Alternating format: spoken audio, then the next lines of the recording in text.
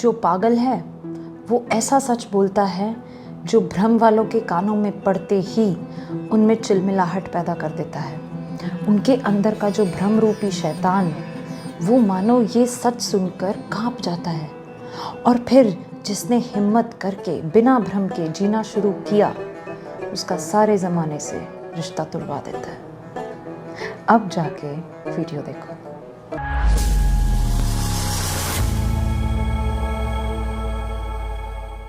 At the end, everything will be all right. If it doesn't, that means it's not the end. All this proved wrong. If there are countless sad endings, countless untruly endings, then where will love land? Level 3 में आती है एक background story उस लड़के की। उसको किसी और लड़की से प्यार था जब वो कॉलेज में था, लेकिन वो एक तरफा था। वो लड़की फिजिकल एट्रीब्यूट्स में मैच करती थी लड़के से। पसंद बहुत हाई फाई थी वैसे, मानना पड़ेगा। तो एक दिन लड़के ने अपने घर वालों को ये बात बताई। लड़का लायक था, माँ बाप का आज्ञाकारी था। जैसा बेटा बाप को चाहिए रहता है कि उसके इशारों पे नाचे। उठूं बोलूं तो उठ जाए, खाना खाने को बोलूं तो खाना खाए, जब बोलूं बोलने के लिए तब ही बोले। बेसिकली एक रूट्स से दबा हुआ लड़का जिसको वो इज्जत समझता था अपने माँ बाप की। तो उसको कहीं ना कहीं लगा कि मैं निडर होकर बात कर सकता हूँ अपनी दादी से। पापा से फिर भी नहीं कह पाया था। तो उसने अपनी दादी को बताया कि कैसे वो लड़की उसके साथ कॉलेज में ही पढ़ती है, बाय चांस घर के पास ही रहती है। दादी मान गए। दादी लेकर गए रिश्ता उस लड़की के घर पे।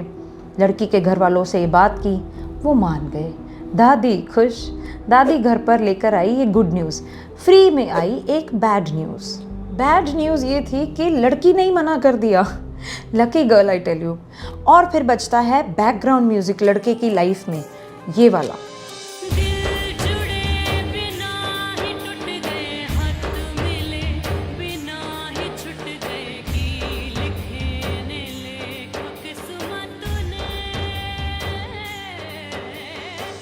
बहुत दिल टूटा उसका। पैरेलल उसके पापा लगे हुए थे ब्राइड क्वेस्ट या ब्राइड हंट में। शिकार बन गई अपनी पगली, जो लड़के को पसंद ही नहीं थी लेकिन लड़के के पापा को पसंद थी। लेकिन लड़के को मानना पड़ा क्योंकि वो एक आज्ञाकारी पुत्र था। पगली को जिस दिन देखने जाना था उससे एक दिन पहले तक भी लड़के ने अपनी दादी से पूछा, क्या कुछ भी नहीं हो सकता? लड़के की दादी ने कोई जवाब नहीं दिया। वो सब कुछ समझ गया। ये रीज़न था लेवल 3 का पगली की लाइफ में, जिसने उसको ऑलमोस्ट रिश्ता तोड़ने की कगार पर लाकर खड़ा कर दिया था। अलग ही लेवल का लेवल था ये। उसको पगली शुरू से ही नहीं पसंद थी। नंबर ना मांगना, जो पसंद थी उसको खुद अपना नंबर दे देना। स्टेशन पर रिसीव ना करने जाना, जो पसंद थी उसके कॉलेज आने जाने के रास्ते पर वेट करना उसको एक नज़र देखने के लिए। चिढ़ना, जो पसंद थी उसके सामने खुश रहना, हंसना। My Lord. Point to be noted number 6।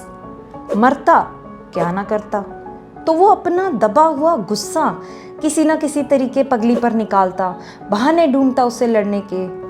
उसने बताई ये बात पगली को एज अ थर्ड पर्सन बन के। तब भी हिम्मत नहीं थी कि खुद का नाम ले सके। पगली तो समझ ही गई थी, उसका भी दिल टूटा। Where was she wrong in all of this? Still she accepted the story happily and encouraged the boy to just move on and see what's coming next. She could have created a mess about it or could have made an issue about it. But being a pagli, far away from the actual realities of life, she was the one sorted out from inside. A maturity everyone should have in their lives. But this kind of behavior was taken for granted. A quick psychology fact here. When people confess something with you which will eventually break you down, and the one who confesses knows this too and expects a bad reaction or something which is non-acceptable, but you react in a complete opposite way. You handle it well, you don't create a scene out of it. This should not happen. You will be definitely taken for granted and they'll take advantage of you. So next time this happens, make sure you react. And yes, tell them that you're hurt and you're feeling bad about it. अफसोस पगली में वो सब था ही नहीं। उसने समझा उस लड़के को। वो भी तो सेल्फिश थी। उसको मतलब जो निकालना था अपना, वो मतलब ये था कि उसको लगा कि ऐसा करने से शायद लड़का उसकी इज्जत करने लगेगा, लड़का उसको पसंद करने लगेगा, जो कि हुआ, थोड़े टाइम के लिए हुआ। बट उस तरीके से नहीं जिस तरीके से वो समझती थी कि होगा। उस रेसिपी में भी लड़के के ही चॉइस के इंग्रेडिएंट्स होते थे। इस दौरान आया पगली का बर्थडे एंड एज यूजुअल उसका नेचर ऐसा था कि वो ना वेट नहीं करती थी। उसको होता था कि वो सारी खुशियों को छीन के ले ले।